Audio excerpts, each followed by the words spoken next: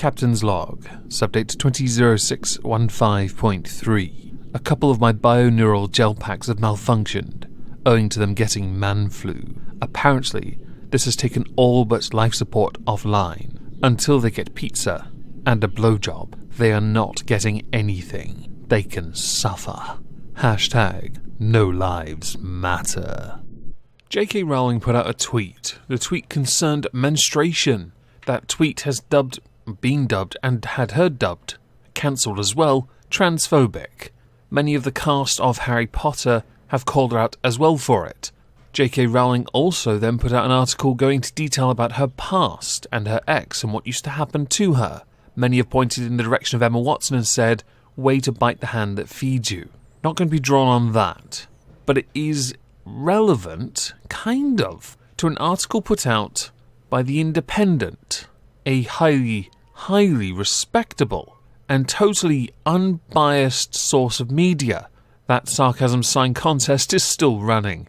Need it for here. The article title is What the White Supremacist Roots of Biological Sex Reveal About Today's Transphobic Feminism. So what I thought I'd do first is tell you what I think about biological sex and gender identity. They are not the same thing. That's my opinion. Some will say they're the same thing.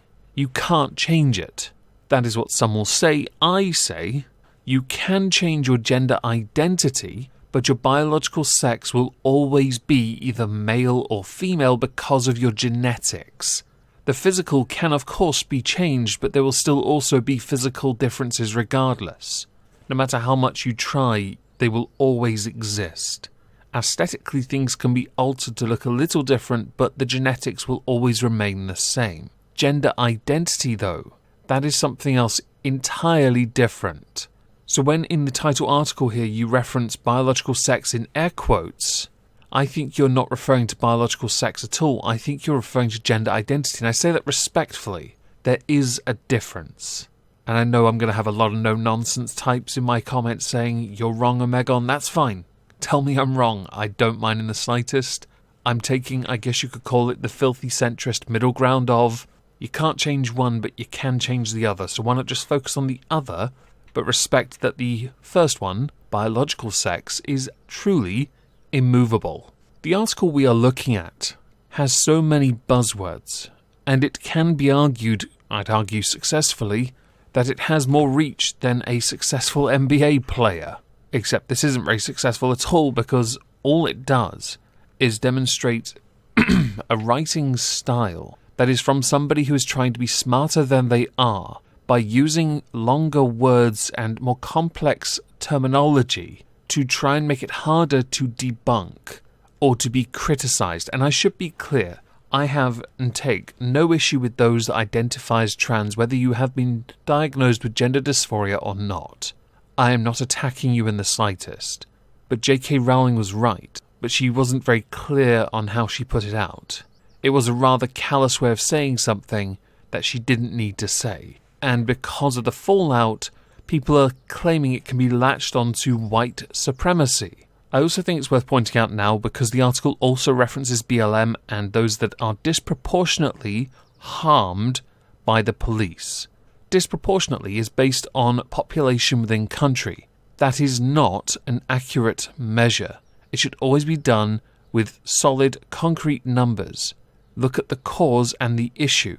If it is the police, address the police. If it is societal cultural, then address societal cultural. Using the word disproportionately makes it seem in a rather morbid way like you're looking for equal representation, which I find to be absolutely sickening. And I know YouTube's going to demonetize this. Understand this. I am not, whoever's reviewing this, this is for you. I am not attacking somebody. I am not attacking a protected group either. Anyone, literally anyone, should be free and open to be criticised if they are wrong. This article is proof of that.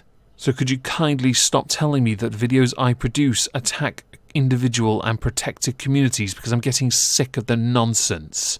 I'm getting a little frustrated with that one because I'm usually quite calm. So back to the article. Proof of my point of the overly complex nature of structuring a sentence as a means to confuse people. We are now going to go through a few of the paragraphs to further prove the point that the author is trying to be smarter than they are. Starting with, yet as the iniquity of capitalism and its inextricable link to white privilege are brought into focus, China says hi, by the way, JK Rowling instead devoted her enormous Twitter platform to discussing the use of gender-neutral terms last Saturday night.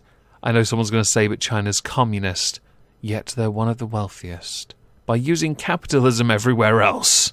The timing of a social media tirade is telling, because at the time of BLM being so important, everyone, literally everyone, should be tweeting about that and not other things they feel should be spoken about as well. When I went through my social media, my personal and my, let's say, professional, not everyone was. Do I think they should be called out for not showing support for BLM? No. They can do whatever they want with the platform they have. It is, of course, a privilege and an honour, but not an indicator of white privilege and white honour to have such a platform. Do you not know how JK started and how she managed this? I'm guessing you're not a Harry Potter fan. The timing of a social media tirade is telling. No, it isn't. But you're going to now make a grand point about discrimination, which is what the rest of that paragraph does. But the next one is really interesting. Transphobia is tethered to the malign structures of white supremacy. Now this point doesn't come up very often. Using British colonialism history to make a rather large and vague point, which doesn't hold much merit, let's say in current year, which is where the article falls apart. The title of the article is, What the White Supremacist Roots of Biological Sex Reveal About Today's Transphobic Feminism. But at no point do you prove this.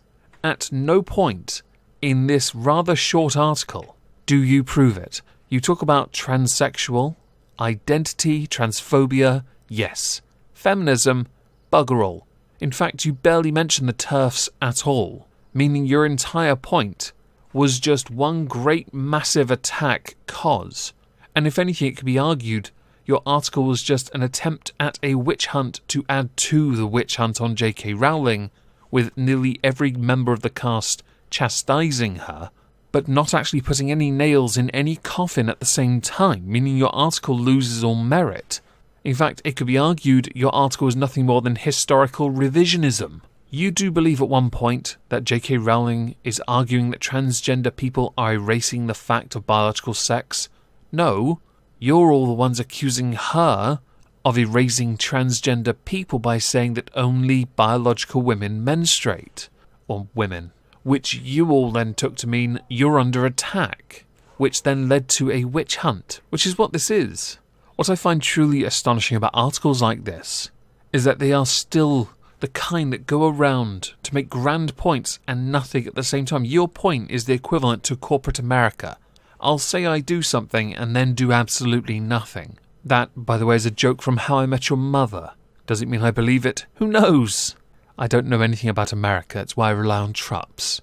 There was one other sentence that really took my interest, and it was this essentializing of gender and social identity to what reproductive organs you possess is the logical endpoint of transphobic feminism, and it hurts everyone. Which is rather interesting when you reference earlier that trans people are only trying to expand the understanding of sex so that society may better accommodate their needs. You are conflating again biological sex and gender identity. We all understand what biological sex is. Gender dysphoria is a spanner in that. It doesn't create a new biological sex though, no, it goes male to female or female to male. If your intention is to now raise the point of non-binary and those that identify as trans non-binary, then you then have to prove trans non-binary exists first. Because the majority of those with gender dysphoria are male to female or female to male. And there's a reason for that, but you're not going to like the answer. By the way, still not attacking anyone for their identity. I promise I'm not. I'm just not going to contest this when it gets hit with a yellow check mark. I'm more annoyed that the entire article is absolute trash and does not, at any point, prove anything it says. You are just jumping on the bandwagon to cancel JK Rowling because JK Rowling said something you disagree with, and cancel culture is so damn important.